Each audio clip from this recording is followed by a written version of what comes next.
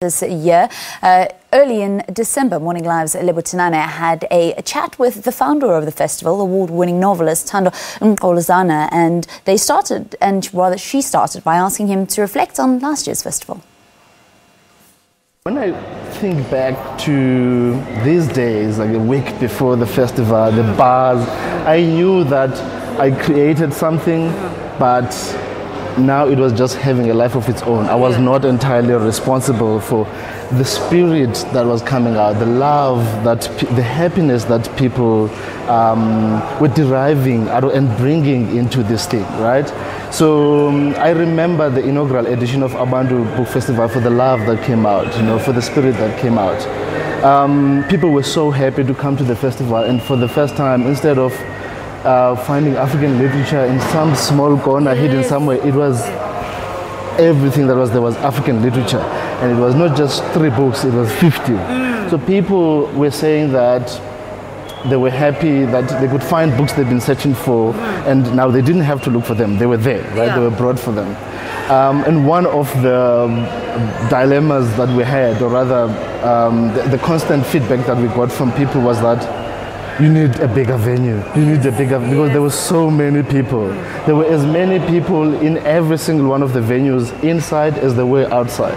We were telling people that, listen guys, don't come, the event is sold out. People were here in the rain.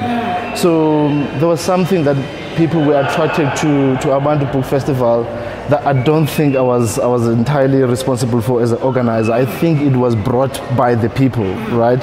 And it felt very apt for me that it was called Abantu because there was an emotional connection and investment that people had to the festival. I don't know if we can sustain this. I hope that we can, because I think that's what makes the difference between this and any other festival that happens anywhere else. So the inaugural edition of Abantu Festival was curated by Panache. How did that come about? I mean, already she is an established writer and already gives the festival, weight. How did you go about choosing her as the curator? So with Panache, it was not even a choice. So midway into the year, I was the person who's looking for funding, who's also tweeting, right? And so I think Panache was observing this, that it was one person doing all the work, and so she came to me to say, let's do this. And I said, let's go for it. So we decided that the original idea was that, how about we have Abantu Book Festival that is curated by a different black writer with every edition, so that if we choose Panache, Panache brings her energy into it and she leaves her footprint.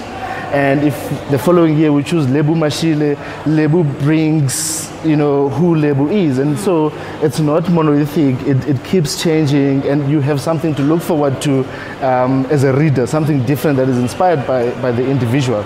So Panache came, and the decision was, you curate the program, right? I mean, we work together, we workshop these ideas together, but she brought so much value into that inaugural edition. I mean, one of the first things was to craft an anti-harassment policy, right? So we're talking about being oppressed in other spaces, and the idea is that we come here, this is a safe space, we're not going to have any kind of oppression, right? Between black people, on gender, on anything, right? So Panache crafts this policy, and we make the writers sign, and we make the audience subscribe to this idea. I think that was something very powerful, because the outcome of that was that people were saying, for once I felt safe in this space. For once I felt I could be myself without having to put on any guard. And one of the things was the focus on black women, right? We had a session where we had people like Pumla Dineo-Gola and Kosi Kaba and Barbara Boswell, who had done scholarship, had produced scholarship on people like Miriam Clary, people like Loretta Ngobo, reflecting on this. So it was a celebration of black women. When we're talking about South African literary canon, right? And we're talking about the early intellectuals in South Africa, the black women are not there. There's even a book that says, early South African intellectuals, and it has a chapter on individuals. You find A.C. Jordan, you find all of these people, but you don't find Nontsizi Mgqolozana. So Panashe helped to bring this to the fore, to say we are going to celebrate our mothers. Let's talk about healing. And the incident that happened at Open Book Festival. Have you been able to heal from that? And part of the reason that Abantu Book Festival was born was because of that incident. Have you been able to at least talk to those people after that incident? I had been published since 2009, and in that whole experience up to now, which is what, 10 years, I'm getting old. So in that experience, in all of these festivals that we went to, we found that we were just the additional few, and we end up at night in the same corner complaining about the same things and also dreaming about something different. But I don't think we were brave enough to actually do anything about it. Where we tried, we failed, and we were afraid of this failure. And we also knew that this needs resources, this needs, right, and where is this money, and all of that. And I got to a point where I was like, I'm not being true to myself. I can't continue this way. So I went to 3 different literary festivals. I was invited to Time of the Writer in Durban, but before that I had gone to Open Book in Cape Town, and then finally I was going to go to Franschhoek, right? And I was going there because I know that I've got people who read my work, who interact with me. And I wanted to make this public because I don't want people to say, where is Thando? What happened to him? I don't want to just sink into oblivion. Everyone must know why I am not here. And everyone must know what I'm busy doing. I'm not willing to engage on whether it's possible, blah, blah, blah, after that, right? This is what I wanted to do. And secondly, I was saying, in this 10 years of my publishing experience, we have tried everything possible to try and influence the changes in the whole system, publishing, book festivals, and all of it. But book selling, libraries, but there was no will to change. And then I realized, but why are we begging to be integrated into this thing, you know?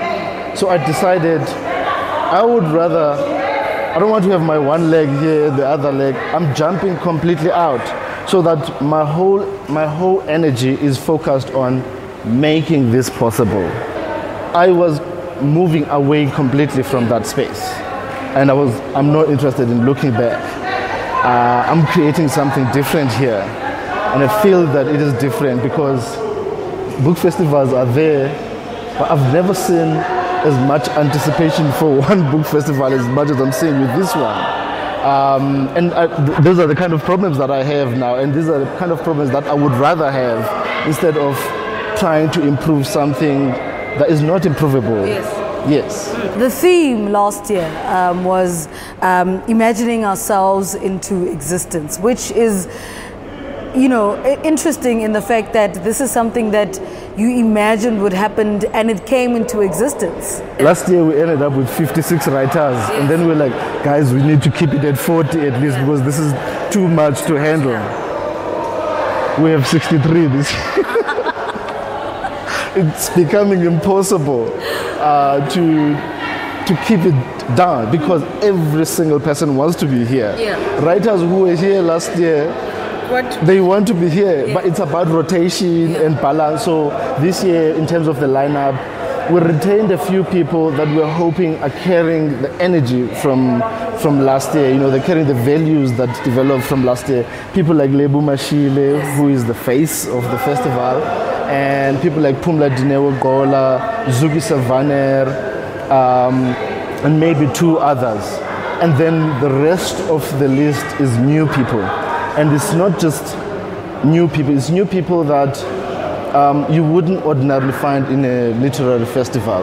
I'm talking here about someone like Zanele Ndlovu, who comes from here in Soweto, and Zanele plays traditional instruments in her storytelling. The kind of thing that Gcina Mhlophe does, the kind of thing that Madosini does, right? And here is young Zanele, and she takes her craft so seriously, and it is so beautiful. And then obviously it's about balance, so you need the big names again. Yes. We are celebrating people like Titi Tagaremba, who's doing the keynote address. We've got Sisonke Msimang, who's coming all the way from Australia to be here. Zake Sumda. Yes. When we didn't have Zake Sumda last year, people were like, what happened? But it's important to reserve certain people so that it's interesting next time as well.